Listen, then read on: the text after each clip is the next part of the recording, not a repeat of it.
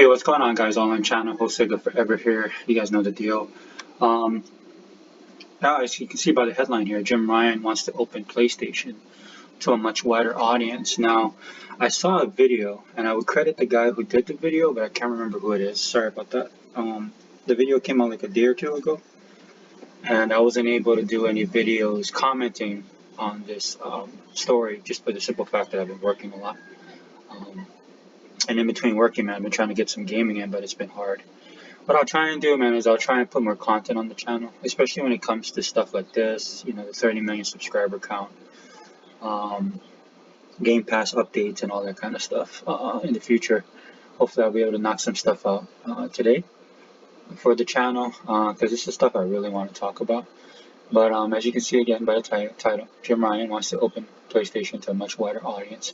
And when I saw the video on YouTube discussing this, because they actually played the actual video with the audio and everything, and it was a snippet about like 5 minutes. And I wish I could do that because it's actually a good video to play and talk about and to discuss, especially on the Xbox side. As you guys know, my channel is a pro Xbox channel. In fact, I'm thinking of taking it back to Xbox All In.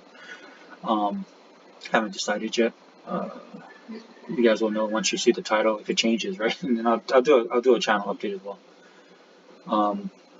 But when I was watching the video and then listening to what he was saying, it blew my mind for us on the Xbox side. What he's basically talking about is the state of video games now. People like myself, and when I talk about Xbox, I mean like the hardcore guys like myself. He bought the world's most powerful gamer. You have unlimited productions, guys like NWO Prime, Mr. 100, Sega Man, E-Rock X. And if I'm forgetting anybody, I'm sorry. I'm just trying to knock this video out real quick. But we've been discussing this for a long time, especially with Hebot. Hebot's been talking about this for years, and the state of gaming is changing, and because a lot of the guys in my circle, the Xbox guys in my circle that I hang out with or I listen to regularly, they're collectors, right? They're old school gamers. They've seen the industry change, and they've seen the many phases of the industry has gone through. And I'm talking all the way back, and I put myself in that category as well. I mean, we're talking all the way back to like the Atari era.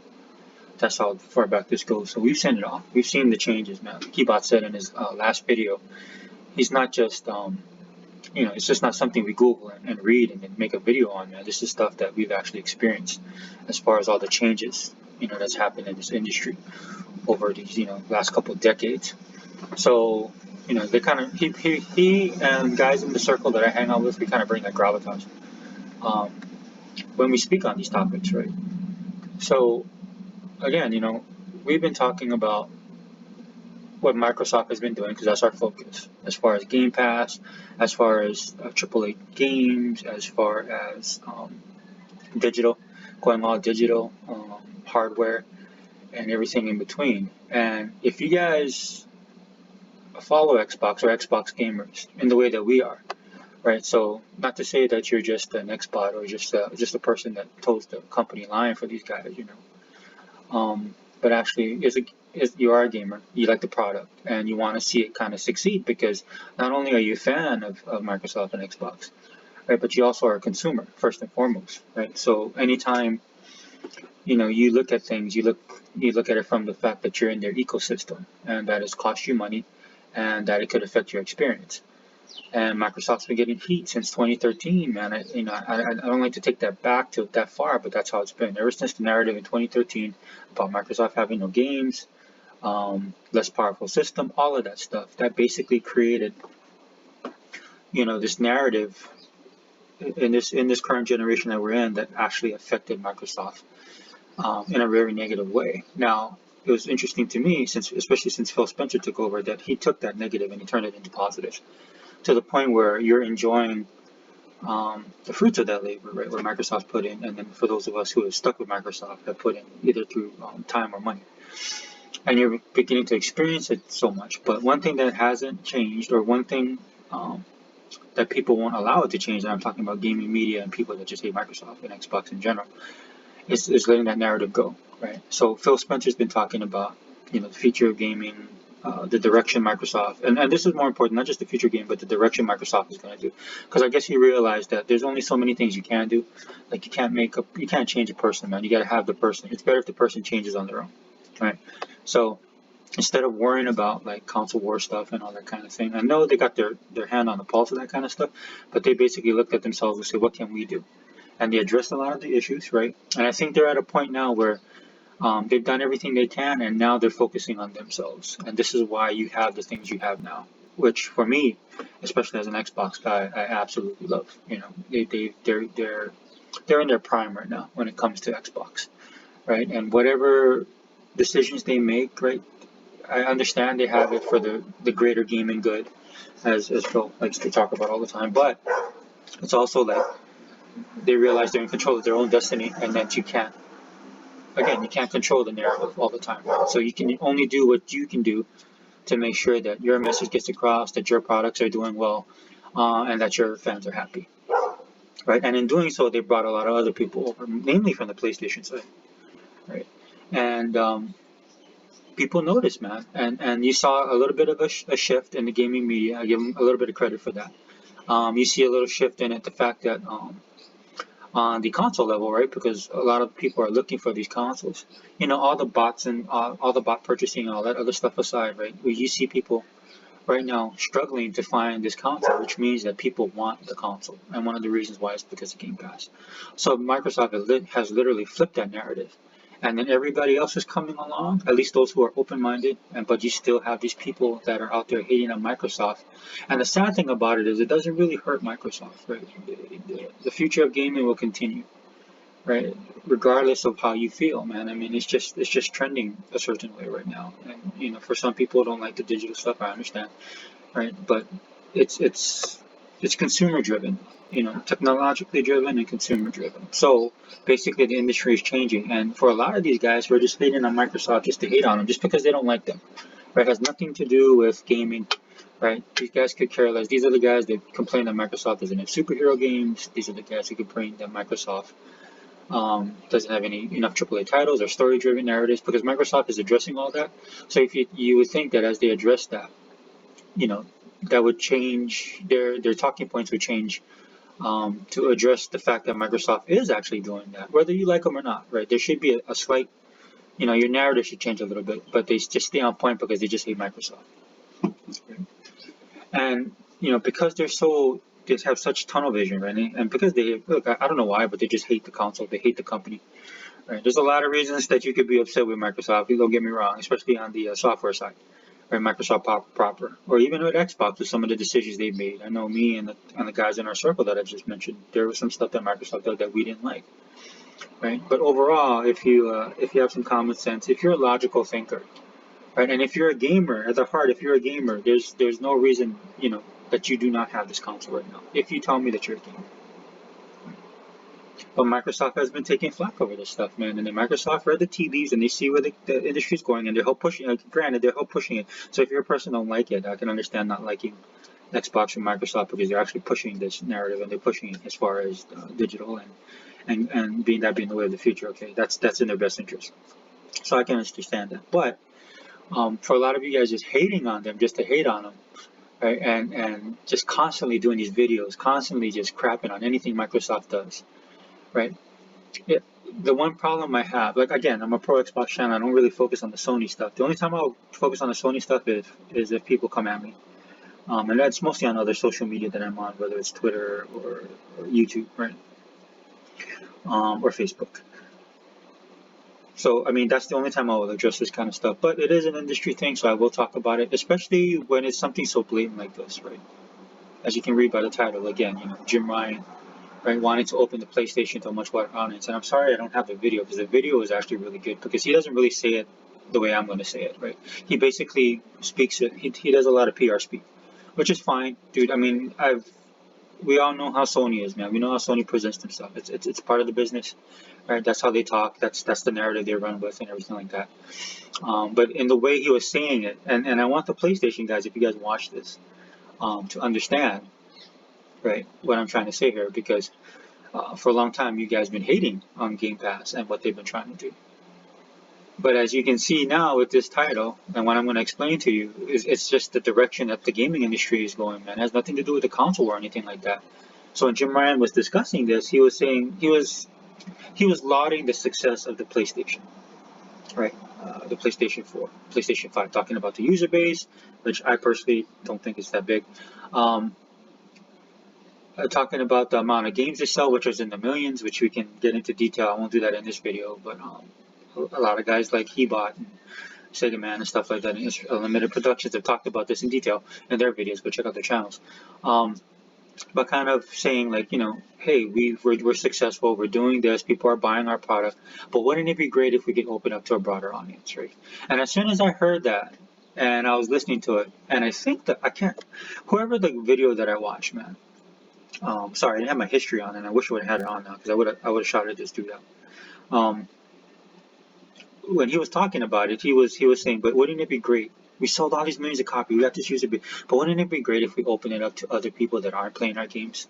Right now, on the surface, that sounds very, yeah, that's right. There's nothing wrong with that, right? That sounds like good. It makes sense. It's good business. It's good as a gamer. That would be great and stuff like that. But basically, here, I'll translate it for you. Because even the guy that did the video was talking about it in a positive light, which there's nothing wrong, really negative about it. The thing is the subterfuge behind it, right? Just reading between the lines. And basically what the guy is saying is that, look, our AAA, AAA title, $70 price point in this pandemic era, right, with lack of hardware and user base is not working. That's basically what it translates to, right? Because what Sony is doing is they're kind of like trying to go the Coach, like if you guys know what a Coach brand is, or Fendi or any type of stuff like that, right? Like when I go to my local mall and we have a Coach store. Now there's not like 100 people there, 200 people. There's times where there's a bunch of people in there, right? Maybe upwards of 20 to 25, right? And I remember being with my kids and they were like, Dad, how come the store never has a lot of customers in there? And I was like, they don't need to have a lot of customers because of their brand, right? They have their brand name, right? They stake the quality of their product on that brand, the popularity of the product on their brand, and they charge a premium price for that brand. And the people who buy those bags or wallets or watches or whatever they're selling in that store at that time, they buy it because of that brand name. So because they have that type of brand recognition, they're able to sell it at a premium price, right? Because some of those, I bought one for my girlfriend one time, and that thing was like, I think it was like $300 for a wallet, right? I mean, you're getting what you pay for, right? On the flip side, with Microsoft, what they're trying to do is they're trying to appeal to more of a mass audience. So like right around the corner, we walk up the mall, across the street, and then there's a Target, right? So when you go to the Target, dude, it's a little bit more higher end than Walmart. That's why I'm using it. But at this base level, man, there's a lot of different people that shop at Target because there's a lot of variety in Target, right? You can get groceries, you can get pillows, you can get lamps, whatever you want. And then the pricing is also set for people that can afford it. Like, they don't want to spend a lot of cash, but they still want the variety. They want to take care, maybe they got a lot of stuff they got to buy for their house, right? So for me, that's kind of the approach that Microsoft is doing. Not saying that Microsoft is cheap, man. This stuff costs money, and I'm just trying to make a comparison that a lot of people can understand, right? Because Microsoft's not cheap, dude. We just bought Bethesda for 7.5 billion, so that's not what I'm trying to say. But what I'm trying to say is that they're trying to appeal to a more mass audience because they kind of need to, right? Because of the narrative that was set in 2013, and it's working, man. It's working for them. So Jim Ryan is seeing that, and though they're going with that big, it's just like a movie, right? Like a studio that puts out summer blockbusters only. Ignores the indies, right? Indie movies, right? They're not going to do the rom-coms and the stuff like that. They're not going to do those little filler movies they put in there. They're not going to produce in their studios television shows and stuff like that for variety. They're not going to do all of that. All they're going to do, like Sony is a studio. If they're compared to a movie studio, all they're going to do is put summer blockbuster hits every year. And there's an issue with that, man, which nobody is talking about. This blows my mind. The issue with that being is that if you do that, you're only going to make a certain amount of money or appeal to a certain audience. I mean, you can have a big hit, that's fine. But what are you going to do on the in-between, right? And I'm pretty sure that's what he's noticing. And this guy's not dumb. I know PlayStation guys give this dude a hard time, right? Because he's not saying what they want to hear. right? But I think that's the reason why he was pretty much put into this position, man, because things need to change there. For all the hate that Sony guys, the hardcore ponies I'm talking about, they give crap to the Xbox guys, it blows my mind that when they come at us on the Xbox side, that they can't realize their own shortcomings. Because all the stuff they try and cast on you as an Xbox person, whether you're a consumer or a hardcore guy like me, is basically they're just projecting, dude. Because a lot of the stuff they talk about is actually happening on their side. To the point that I could look at them and say, man, dude, I would be worried about my brand. I really would. Right? Sony is not the powerhouse that they used to be. Trust me, I know, man. I was a Sony, more so on the electronic side, man. Everything I owned was Sony. I've said this before in other videos. So I know how big they were, man. They were the Disney of their time. They were the Microsoft of their time back in the 90s. They covered a lot of stuff in entertainment, electronics, even dabbled in stuff outside of it, music as you guys know. But they're not that same company. But they still kind of have that mentality. So I think that's why the people in Japan, man, they care about money, right? They care about business, success, and money. So that's why I think about this guy in. And this guy is basically telling you guys, especially on the PlayStation side, I know you guys won't pick up on this because you hear this, right? And it'll totally go over you guys' heads. If any PlayStation guys, you hardcore ponies, still follow my channel, right? Right? It'll go right over your guys' head. You guys really won't pick up on it. But the bottom line is what he's saying is that they need to change, right? So don't be surprised if they come out with services. Don't be surprised if they come out with some of the stuff that you guys complain about on the Xbox side with what Phil Spencer does. Now, of course, I know a lot of you guys won't make that correlation or will lie about it. Like you guys won't make a video apologizing for all the crap you've been talking all these years and how wrong we were. I don't expect that from you guys, But I mean, especially on, the way my channel operates, dude. I know I don't do a lot of videos. But the videos that I make, I have to make stuff that I'm interested in. And this is interesting to me. Because the sheer hypocrisy of everything, right? Not just with the fans or with the gamers in this community, right? But also the gaming media, man. I mean, they've slightly changed. Like I said, I give them credit a little earlier. I said I give them a little bit of credit. But they're still the same, man. They should be picking up on something like this. Either they're not picking up on it because they don't want to talk about it because it goes against their own personal feelings of what they like and what they don't like as far as what gaming is, or they're stupid. I mean, take your pick. Either one is bad, right? But that's the reality of it. Anyway, this video ran a lot longer than I wanted it to. I got stuff to do. I'm sorry I haven't put any videos out, but stay tuned. I'll be putting more stuff out. And again, I'll put out a channel update. But I really want to talk about the subscription count. That's probably the next video I do.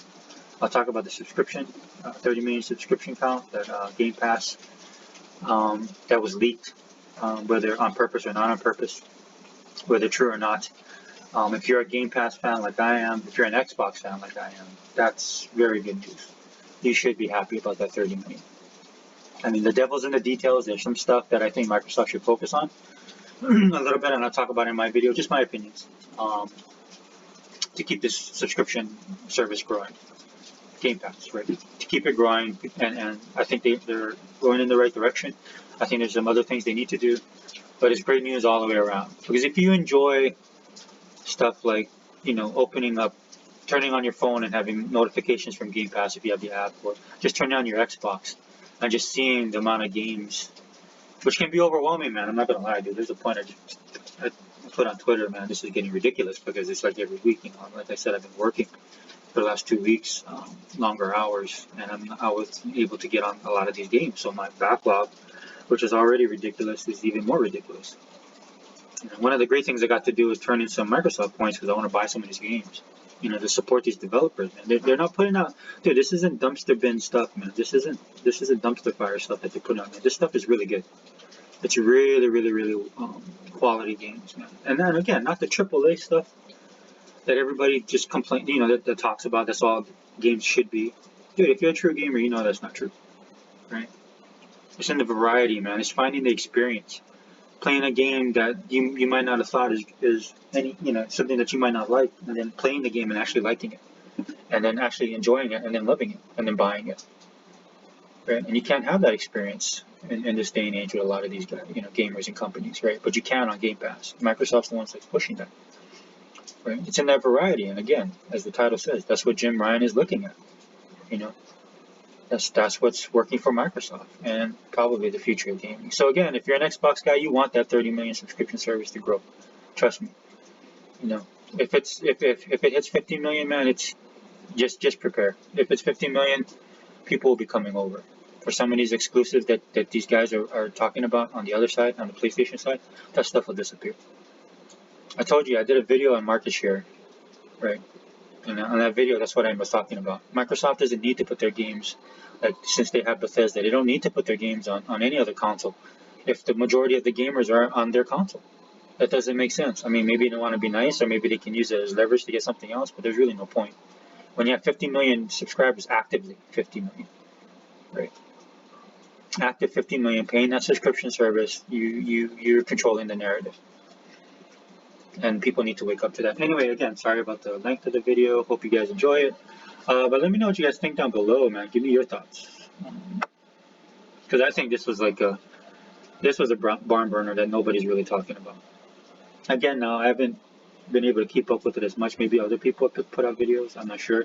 Hopefully they do, because this is something that needs to be discussed, like in detail. Because this is one of the things that's a game changer. All right. Anyway, all in channel. Go Sega forever. We are.